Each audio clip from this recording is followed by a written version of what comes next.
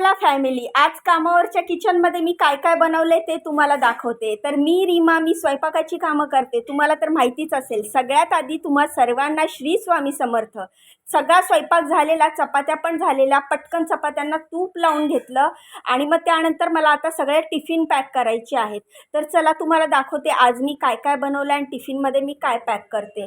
सर्वात आधी मी ह्या चपात्या पॅक केलेल्या आहेत. मस्त गरमागरम मऊ अशा चपात्या बनवल्या, त्या पॅक केल्यात. दुपारी लंचमध्ये भाजीसाठी बनवलेली आहे पनीर बुर्जी. मस्त अशी क्रीम टाकून अशी पनीर बुर्जी बनवलेली आहे. पनीर बुर्जी मी एका टिफिनमध्ये पॅक करते. त्याप्रमाणे आता नाश्ता पण मी एका टिफिनमध्ये पॅक करणार आहे.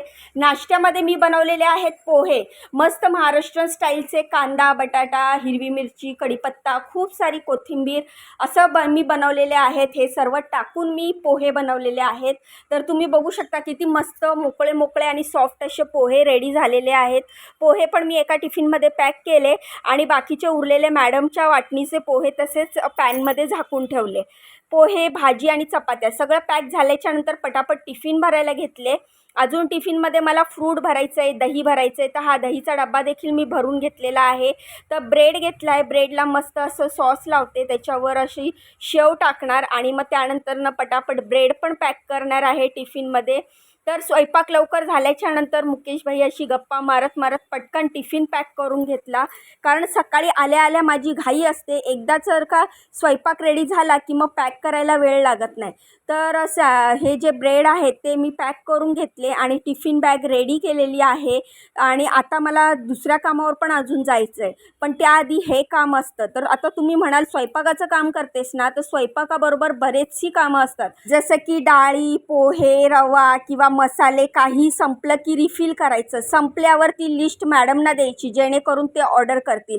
फ्रूटमध्ये पपई कट करून ठेवलेली आहे. त्यानंतर नारळ पाणी काढलं आणि नारळ पाणी सरांना देत आहे. तर ग्लासात नारळ पाणी आणि टिफिन बॅग घेतली, बाहेर नेऊन ठेवली. सरांना नारळ पाणी दिलं, बॅग रेडी करून ठेवली आणि किचन क्लीन करून घेतलं. तर स्वयंपाकाच्या कामाबरोबर अशी बरेचशी कामं असतात. सगळ्यात महत्त्वाचं म्हणजे काय वस्तू संपली आहे, ती काय आणायची आहे, काय मागवायची आहे ते देखील मॅडमना आणि सरांना सांगायचं असतं. दुसऱ्या कामावर पोहोचली. दुसऱ्या कामावर मस्त तिखटा मिठाचा असा हा उपमा केलेला आहे आणि ह्याच्यामध्ये फक्त कांदा घातलेला आहे. त्यानंतर भाजीमध्ये टोमॅटोची चटणी केलेली आहे.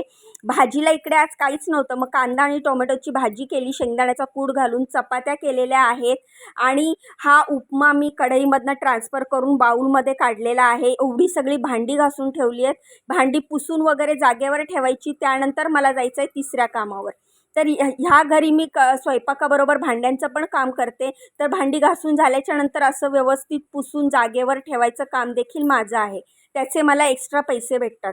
तर हे झालं स्वयंपाकाचं काम आणि जे पैसे मिळतात त्या कामाचे. पण अशी बरीचशी कामं असतात ज्याचा आम्ही विचार करत नाही की ह्याचे मला पैसे मिळत नाही, मग हे आम्ही का करावं. मी तर ना ज्या घरी काम करते त्या आता घरी आपलं घर समजून आपल्या घरात जसं आपण काम करतो त्या हिशोबाने मी काम करत असते. मी असा अजिबात विचार करत नाही की हे तर माझं काम आहे, मी इथे कामाला आली आहे, ह्याचा मला पगार भेटतो, मग जेवढा मला पगार भेटतो मी तेवढंच काम करावं. माझा अजिबात असा स्वभाव नाही. आणि त्यामुळेच आता जिथे मी काम करत आहे त्या कामावर मला 14 वर्ष झालेले आहेत. आणि आता जे दुसरं ह्याच्या आधी जिथे मी काम करत होती त्या कामावर ते लोक आत्ताच इथे शिफ्ट झालेले. त्यांना येऊन 1-1.5 वर्ष झाला, तेव्हापासून मी त्यांच्याकडे काम करत आहे. तर असं आहे, मग एकदा मी जिथे कामाला लागली ना ती लोकं पण मला सोडत नाहीत. कारण की त्यांना माझा स्वभाव कळलेला असतो की त्या रीमा आपलं समजून सगळी कामं करते.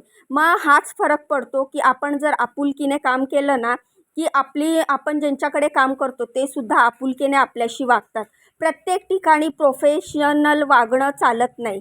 जसं आपलं प्रोफेशनलिझम आहे तसं प्रोफेशनल वागलेलं प्रत्येक ठिकाणी चालत नाही.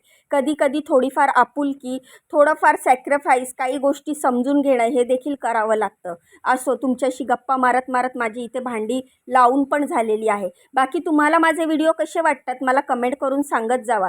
व्हिडिओ जर आवडत असतील तर व्हिडिओला लाईक करत जावा, चॅनलला सबस्क्राईब करत जावा.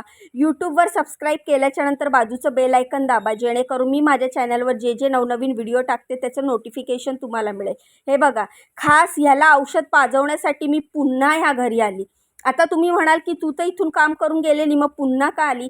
कारण त्याला औषध पाजायचं होतं. औषध पिल्याशिवाय त्याला नाश्ता देता येणार नाही, म्हणून आधी आल्या त्याला औषध पाजलं, त्यानंतर त्याला नाश्ता दिला आणि निघाली तिसऱ्या कामावर.